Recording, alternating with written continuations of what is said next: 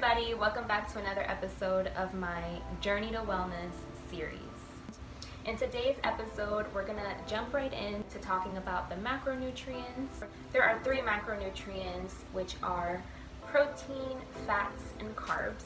And today we're going to focus on carbs, or carbohydrates. So if you haven't seen my video where I kind of introduce this series and you know, what I'm gonna do with it, what the goal is for this series, you might want to go check that out. But pretty much what I'm doing is just giving you guys general information regarding nutrition and health, educate you guys on how to create meaningful changes for your body so that you can feel supported and maintain a body that is running at its very best so that you can have the best quality of life possible. A lot of the information I'm going to be presenting is just, you know, stuff that you probably have already learned and heard of back when you were in high school or college.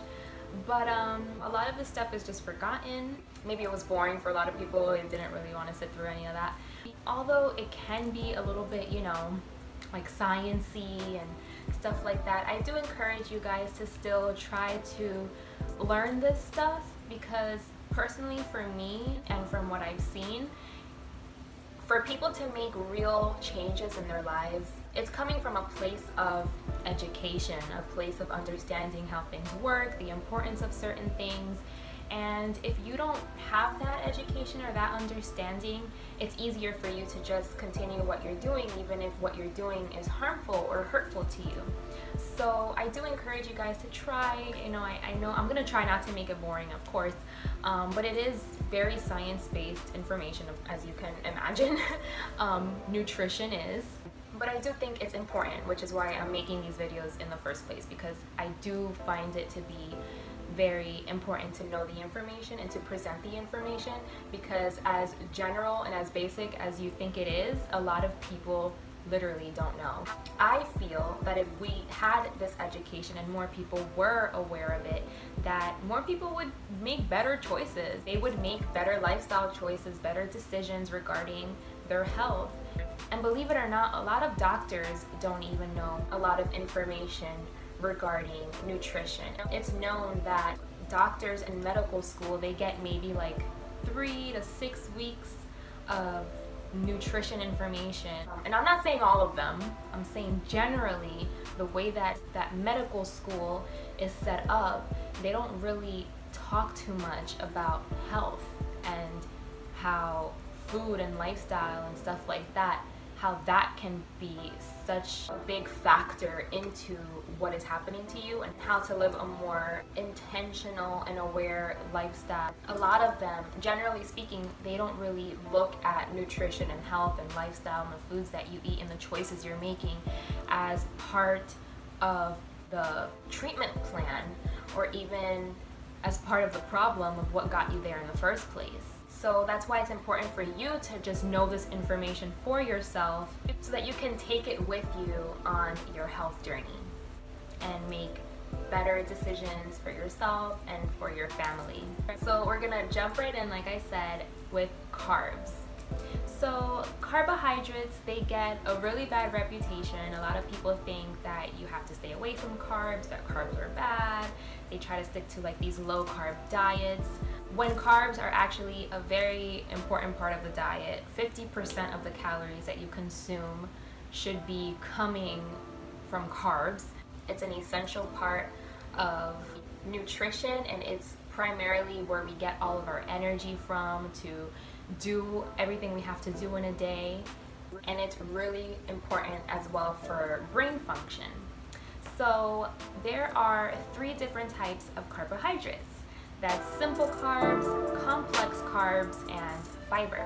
So simple carbs are the carbs that you do want to avoid. These are the carbs that are junk food, they're filled with sugar, they're empty calories, have absolutely no nutrition in them.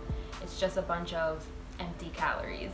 So these are things like cookies, cakes, donuts, soda, candy, you know, junk food, like that. So those carbs you do want to stay away from, because they might just temporarily satisfy you and make you feel good, but because of the high sugar content in these carbs, the sugar just goes crashing into your bloodstream. So it can give you kind of like a boost, but the same amount of time it took you to like elevate you, it'll crash. And this affects your mood, you know, the hormones in your brain. A lot of people, they get mood swings, they get irritable, even depression, because of this up and down of the chemicals and the hormones in the body that these types of carbs cause when you consume them. And again, they're foods that have like no nutrition in them, you know, so you're just eating a bunch of calories that aren't doing anything for you. It's just gonna make you hungry again quicker, and it's gonna make you continue to crave sugar. Sugar itself is a simple carb as well, and there are more natural, healthier alternatives to sugar than just like your regular processed sugar out there. But even these healthier alternatives should still be consumed in moderation, because sugar is still sugar and it's easy to overconsume. So you definitely have to watch for your sugar intake. That's a must. So some of these natural sugars that are better for you than just regular white processed sugars, or sugars that come from sugar beets, which is a GMO crop that where most sugar comes from, unless otherwise noted. So there's also other types of disgusting sugars like high fructose corn syrup, sucrose, regular corn syrup. And when it just says sugar on the package, like I mentioned, it's most likely coming from sugar beets. So the more natural sugars are honey, 100% maple syrup, coconut sugar, blackstrap molasses, and stevia. But like I mentioned, you still need to be careful not to overconsume these. But the key is to try to get sugars that are closest to nature as possible, so as least processed as possible. So complex carbs are what I like to consider the good carbs. These are where you should be getting, you know, the 50% carbs that we talked about. This is where you should be getting those carbs from things such as legumes, nuts, veggies, and whole grains. And the reason why these are considered good carbs is because along with it just being a carb, it also has protein and fiber. So it helps the sugar in these carbs to be released in the body little by little and not like all at once. So it doesn't cause a rapid rise of blood sugar in the body. And it delivers a more sustainable energy over a period of time.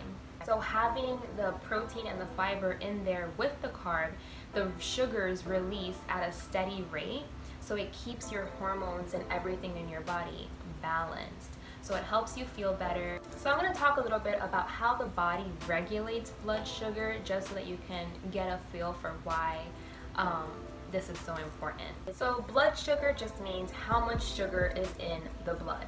Our body is constantly regulating our blood sugar and trying to keep it as balanced as possible so that the parts of our body that need it have it. When we eat food and digest it, the body gives out a signal to the pancreas to release a hormone that's called insulin, because insulin is what takes this blood sugar and transports it to the cells that need it for energy. The cells that use this energy are unlocked by the insulin, and so then the sugar goes inside the cell and it uses it.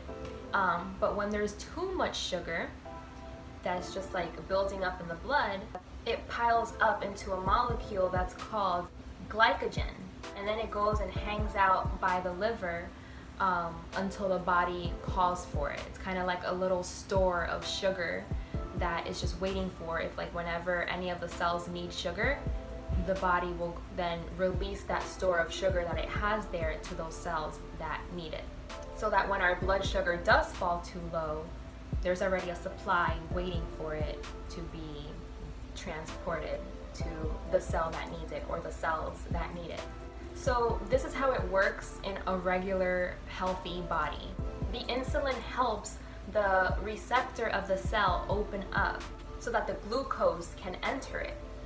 But when you're having way too much sugar day after day, it beats up the cells, and eventually this can cause insulin resistance, or what's considered to be pre-diabetic, when the receptors are no longer working, they're no longer opening, and the sugar can't get into the cells to provide energy for it. So the body's cells then starve for nutrients, and it tries to get it from where it can get it, other systems of the body. And it just, causes havoc on important bodily functions. And high blood sugar can cause severe damage to the body and unfortunately even death. Just so you guys can get an idea of why this is so important. So when there is a problem with your body either creating insulin or not adequately using the insulin, this is referred to as type 1 diabetes, which is the autoimmune disorder that your body just doesn't make insulin. So these people, they're the ones that have to inject insulin. This is like a long-term illness. But type 2 diabetes, the onset does happen through lifestyle and diet. So this is the one that they're just consuming way too much sugar day to day, and it's causing insulin resistance. Or it could be also that they don't have enough insulin being made to open the cell's receptors. Type 2 diabetes is the one that accounts for 95% of the cases, and this one comes at all ages, any age. And diet and exercise can definitely help reverse it and put it in remission. So it always fascinates me how the body works. The body is doing all of these things, and while you're just living your life doing what you have to do, the body is taking care of you.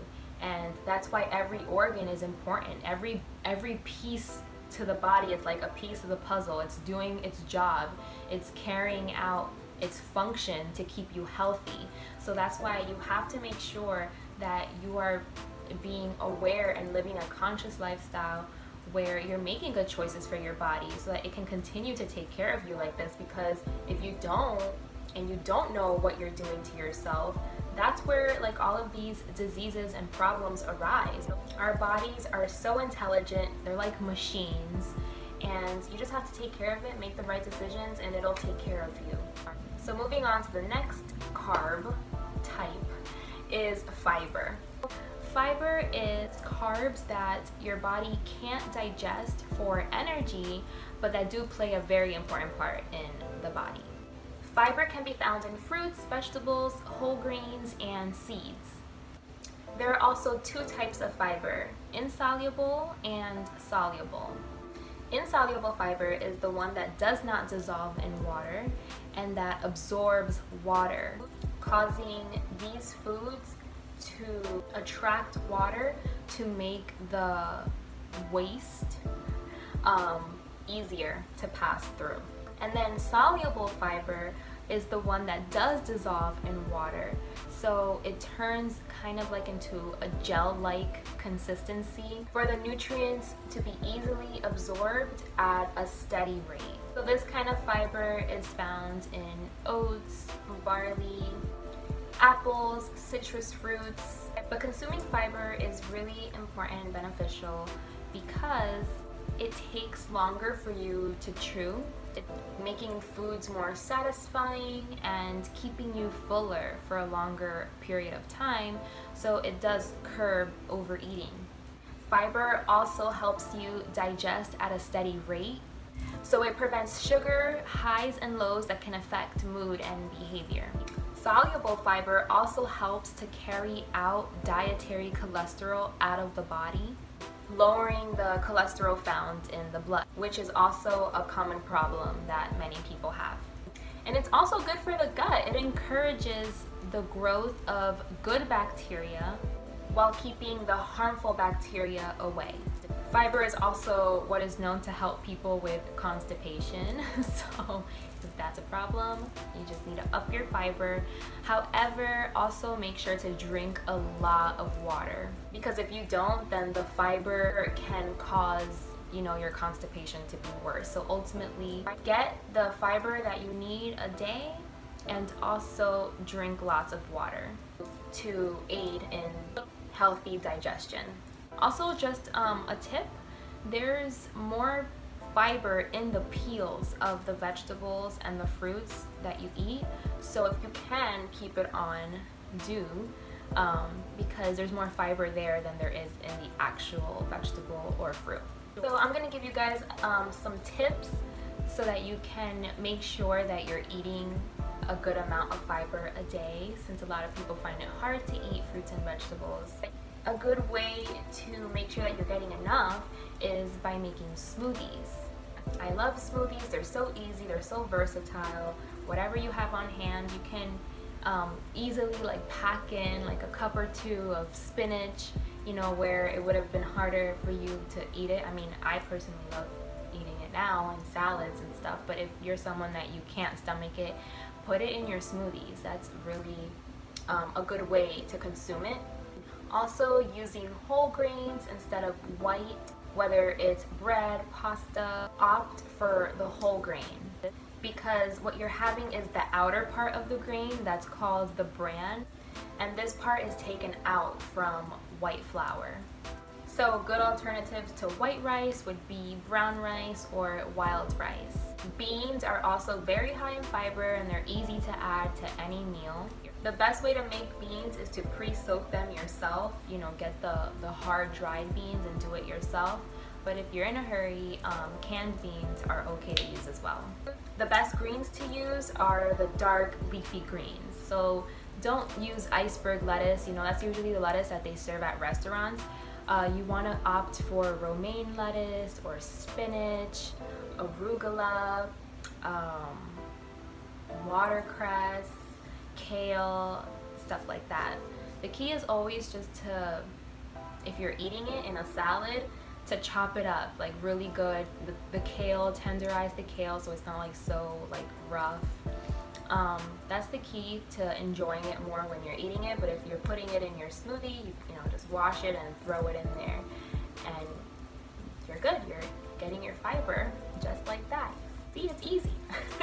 Also, eating a variety of fruits and vegetables is important too, because if you just stick to like bananas and strawberries, like that's all you like, then you're kind of missing out on key nutrients that other, you know, vegetables or fruits can give you. Like every vegetable and every fruit has its own like benefits and key nutrients. So it's good to kind of like have a variety so that you know that you're covering all your bases and you're getting everything you need.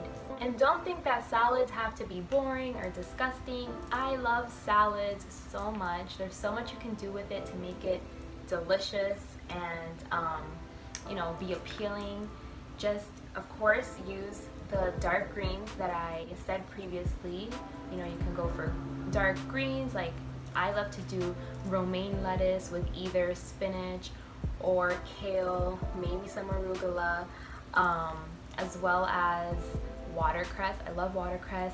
Cilantro is really delicious and they're so good for you. So that's for the greens part, and then you can add seeds to give it like a delicious crunch, you know, more texture, or nuts, you know, seeds or nuts. And you know, go crazy with the vegetables. Like every vegetable that you like, put it in there. With the seasoning, it's gonna taste really good. So you can put cucumbers, zucchini, peppers, tomatoes, onions, olives. There's just like endless vegetables, endless options, whatever you like. You know, carrots, you can like spiralize them, grate them, whatever. Whatever makes it more, the texture more doable, you know, do what you gotta do, right? And I always dress my own salads. I love the cilantro avocado dressing that I make, but sometimes, you know, if you're just like in a hurry and you don't have time to make that, or if it's not already made in your fridge, and simple olive oil with, you know, apple cider vinegar or olive oil and lime. Delicious, guys, so good. Of course, don't forget a little bit of salt and pepper. And fruit.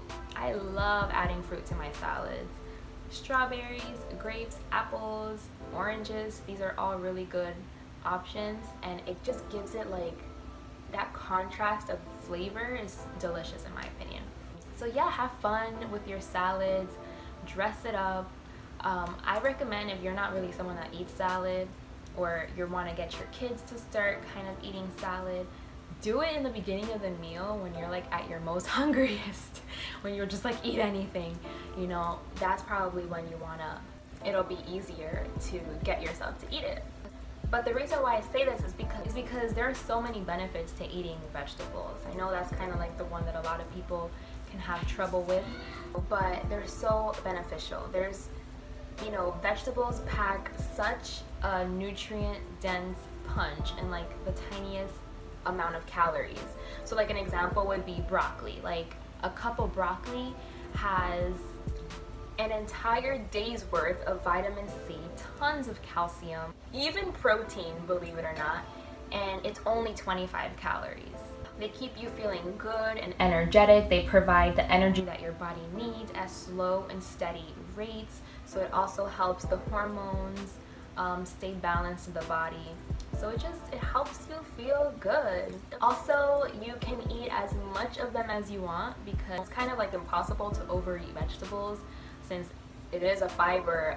Eventually you get full and your stomach just, you know, you won't want to eat anymore. They won't fit in your stomach. So that's why it's kind of like impossible to overeat. So it's something that you can always eat. So it's always like a safe snack to grab if you feel like you need something to munch on.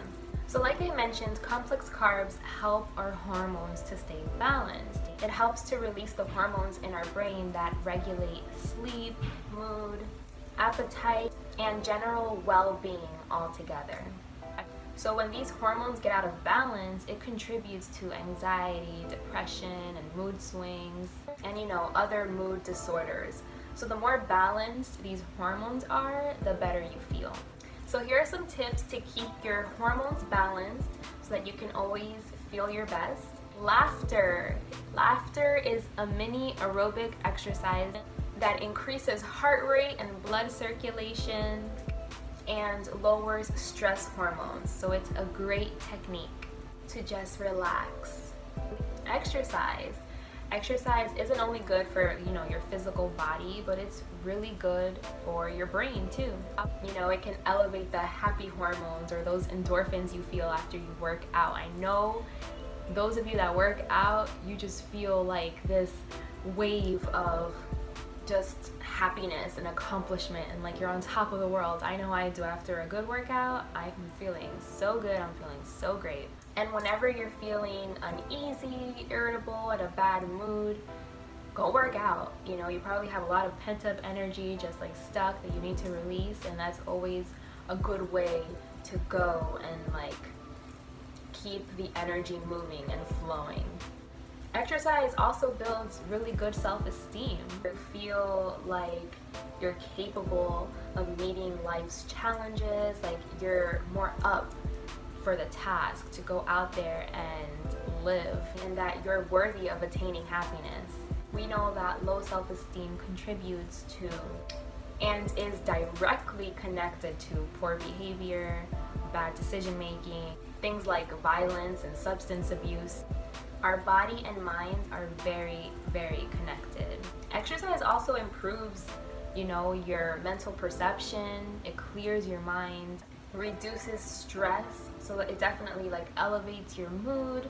And studies show that physical activity also increases intelligence and reduces anger. And of course, exercise helps you have a stronger body, helps you be more physically capable, more athletic, improves your fitness level, your overall health. It keeps your immune system healthy, and is also really good for digestion and how our bodies use carbs, which can also reduce the risk of diabetes. So yeah guys, that pretty much wraps up this video.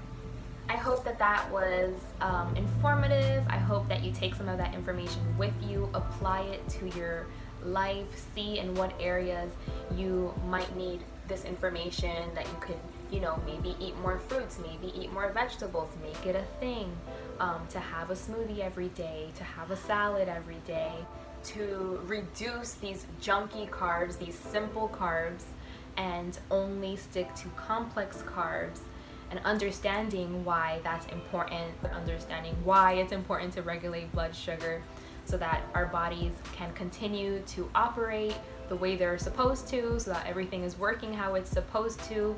And you know, your body just wants to take care of you at the end of the day. So help it take care of you by being conscious and aware with the decisions that you choose to make regarding your health and your lifestyle.